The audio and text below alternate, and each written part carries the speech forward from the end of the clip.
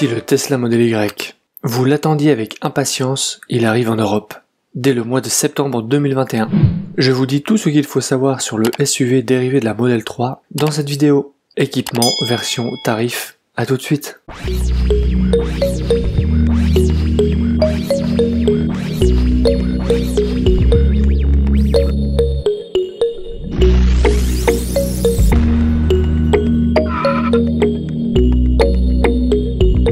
L'arrivée du Model Y en Europe devait être la concrétisation de l'ouverture de la Gigafactory de Berlin. Mais comme vous le savez sûrement, celle-ci a subi de nombreuses péripéties qui ont retardé l'avancement des travaux et donc chamboulé le calendrier européen de Tesla. Certains disent que les lobbies des constructeurs automobiles allemands ne seraient pas étrangers à ces retards, mais quoi qu'il en soit, Elon Musk a avec lui l'agilité d'une jeune entreprise innovante, puisque la production allemande n'étant pas prête, ces Model Y seront fabriqués dans l'usine de Shanghai, usine chinoise qui produit déjà les Model 3 SR+, pour l'Europe, et qui en ce troisième trimestre va aussi remplacer l'usine américaine de Fremont pour la fabrication des Model 3 grande autonomie européenne.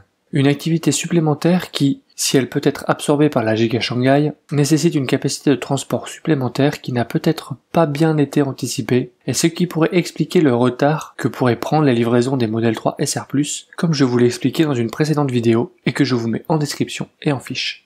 Revenons-en maintenant au Model Y. Il s'agit d'un crossover ou SUV partageant une base commune avec la Model 3. On peut d'ailleurs le définir comme une Model 3 que l'on aurait bodybuildé avec ses 5 cm de plus en longueur, mais surtout ses 16 cm de plus en hauteur, comme vous pouvez le voir, ce qui lui permet de gagner en garde au sol, 3 cm, en habitabilité et surtout de bénéficier d'un coffre à haillons très pratique et offrant davantage d'espace de chargement.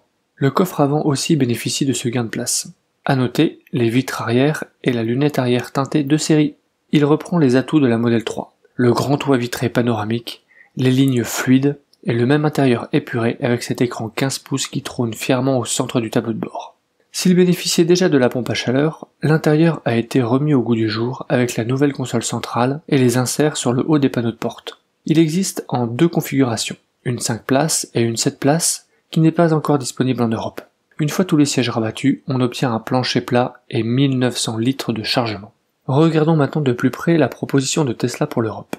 Deux versions sont proposées, la grande autonomie et la performance, dont voici les principales caractéristiques. En termes d'autonomie, les deux versions affichent 505 km et 480 km WLTP, une vitesse max de 217 et de 241 km/h. Le 0 à 100 est abattu en 5 secondes pour la grande autonomie et en 3 secondes 7 pour la performance. Concernant les délais, en septembre nous n'aurons que la grande autonomie, la version performance étant repoussée au premier semestre 2022. Côté tarif, la grande autonomie débute à 59 990 €, c'est-à-dire juste en dessous du palier des 60 000 du bonus, et la performance à 66 990 €. Les autonomies sont encore à l'état d'estimation car l'homologation n'a pas encore été faite en Europe.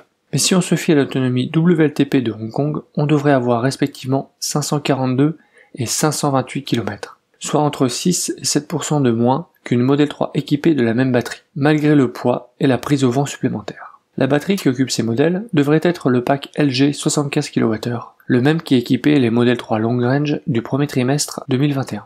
La version performance est dotée de séries de jantes Uber Turbine en 21 pouces, de freins performance, d'un aileron en fibre de carbone, d'un pédalier en aluminium et de suspension ABC. La version grande autonomie donne le choix entre les jantes Gemini 19 pouces de série, couleur alu, qui sont recouvertes d'un enjoliveur amovible pour plus d'aérodynamisme, et des jantes induction 20 pouces noires, très jolies. Toutes les versions sont disponibles en blanc de série, mais aussi en noir, gris et bleu pour 1190 € et en rouge pour 2100 €. Un intérieur blanc à 1190 € est disponible pour changer du noir de série. Il apporte une très grande luminosité et une sensation d'espace dans l'intérieur. Un crochet d'attelage en acier haute résistance capable de tracter jusqu'à 1600 kg complète les options matérielles, mais ce sera disponible en achat seulement après livraison.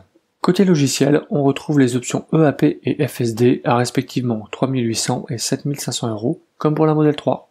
Côté tarif, la version grande autonomie est positionnée à 59 990 € afin de permettre au modèle de base de bénéficier du bonus écologique qui est maintenant passé à 2000 €. La moindre option fera donc perdre le bonus, on peut donc s'attendre à avoir beaucoup de blanc sur nos routes. On aurait aimé que le tarif permette de prendre au moins une option tout en gardant le bonus. La version performance, elle, débute à 66 990 €. Que dire de ces tarifs? Annoncés à 63 et 70 000 euros, on peut voir qu'en France, Tesla a fait un effort, clairement relatif au dernier palier du bonus écologique. Qu'en est-il en Europe? En Allemagne, gros marché aussi pour Tesla, l'offensive paraît plus franche, mais inclut 2500 euros de bonus. Le modèle Y est proposé au tarif arrondi de 57 et 64 000 euros, auquel il faut ajouter environ 1000 euros de frais de dossier, comme vous pouvez le voir à l'écran, et qui tourne quand même autour des prix initialement annoncés. Elon Musk avait dit que le tarif du modèle Y serait 10% plus cher que la Model 3 équivalente. Regardons le tarif sous cet angle et inspirons-nous des États-Unis et du Canada. Voilà le tableau des tarifs aux États-Unis, au Canada et en France, ainsi que la différence en pourcent entre les modèles 3 et Y à version équivalente. Ça fait beaucoup de chiffres, alors je vais essayer d'être synthétique. Aux États-Unis, la Long Range Model Y est 8,2% plus chère que la Model 3 Long Range. Et le Performance Model Y, 7% plus cher que la Performance Model 3. Au Canada, l'écart est respectivement de 7,7 et 12%. En France, l'écart avec ces tarifs est de 13,2% et de 11,7%. De quoi penser que Tesla en a encore sous le pied s'il fallait redynamiser les ventes un peu plus tard.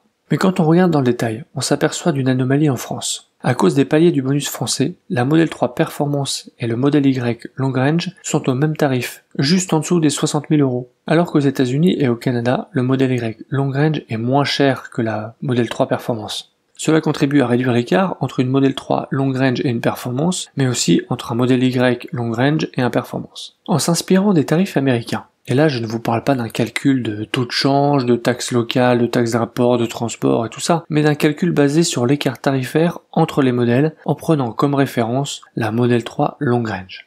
Voici ce que pourraient être les tarifs français. Le vrai prix de la Model 3 Performance serait plus cher au-delà des 60 000 euros. Par contre, le modèle Y Long Range, lui, serait moins cher que le prix actuellement affiché. Quant au modèle Y Performance, lui aussi pourrait être un peu moins cher, ce qui confirme ma première impression. En faisant le même exercice et en s'inspirant des tarifs canadiens, on voit que la Model 3 Performance, elle aussi, devrait être un peu plus chère, que le modèle Y Long Range pourrait être moins cher, mais par contre, au niveau du modèle Y Performance, on serait à un tarif plus élevé. Et il faut dire que le positionnement du modèle Y au Canada est lui aussi plus élevé. Tesla joue sur l'effet nouveauté pour optimiser sa marge, faire partie des premiers à posséder un modèle Y en Europe à un prix. Et avec ce tableau, on le connaît.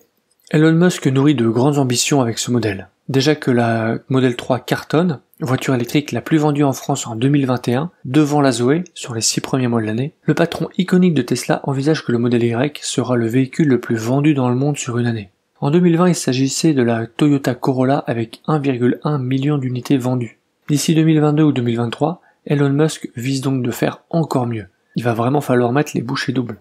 Tesla lance son modèle Y en Europe, un continent friand de SUV, territoire fondateur de plusieurs grands groupes de constructeurs automobiles qui commencent à se mettre à l'électrique. Essayons de faire état de la concurrence et des forces en présence. J'ai fait une sélection de véhicules ayant un gabarit et une taille de batterie équivalente. Voici un tableau qui présente leurs principales spécifications classées par ordre croissant de tarifs de base. Première chose qui impressionne, ce sont les performances d'accélération et de vitesse max du modèle Y, bien au-dessus du lot. En termes de puissance de charge, la Ioniq 5 et la Tesla naviguent en tête du classement. C'est très important quand on fait des longs trajets. Concernant l'autonomie, si les mesures WLTP hongkongaises sont confirmées, le modèle Y prendra la tête du classement. Quant aux tarifs, il faut s'en méfier car il s'agit de tarifs de base, et les Tesla sont plutôt bien équipés de base. Ajoutez quelques options à une ID4 ou à un Q4 et l'addition devient vite salée. C'est d'ailleurs le cas du Q4 essayé par Automobile Propre dans l'une de leurs vidéos qui dépassait les 70 000 euros, alors que le modèle de base est affiché à moins de 45 000 euros. Vous voyez donc l'impact des options. Pour comparer, il faudrait regarder les modèles à la loupe et comparer les équipements de série, les options et les tarifs. Sans rentrer dans ce détail, je dirais qu'il se dessine deux catégories de concurrents, les abordables et les premium. Les abordables font de bonnes voitures, mais avec des performances en retrait par rapport au modèle Y et un déficit d'image compensé par le tarif. Et les premium, qui font des voitures mieux assemblées, plus chères, mais avec les mêmes performances que les abordables. Les clients premium paieront donc la qualité et l'image de marque, mais sans pour autant avoir des performances qui vont avec, et qu'on s'attend d'un constructeur premium. Pour moi, le SUV Tesla a le meilleur rapport prix-performance du marché, sans parler du réseau de superchargeurs qui rendent les longs trajets réalisables sans prise de tête. Tesla est en maîtrise de la technologie et le prouve à nouveau. Je me méfierai du nouveau Ioniq 5 qui a vraiment des performances très intéressantes et un look qui sort vraiment du commun. J'ai vraiment hâte de pouvoir le tester et de vous le montrer. Plus que 2 mois à attendre. N'oubliez pas de vous abonner pour ne pas rater les prochaines vidéos et soutenir la chaîne dans son référencement. Si vous cherchez des accessoires pour votre Tesla Model 3, Vous pouvez regarder mes liens en description et consulter ma playlist accessoires sur la chaîne. C'est tout pour cette vidéo, et je vous dis à bientôt sur Tesla Geek. Si tu as aimé cette vidéo, ou que tu veux soutenir la chaîne, mets un like. Tu peux t'abonner pour recevoir les notifications de mes prochaines vidéos, et aider la chaîne à être mieux référencée. N'hésite pas à donner ton avis en commentaire. À bientôt!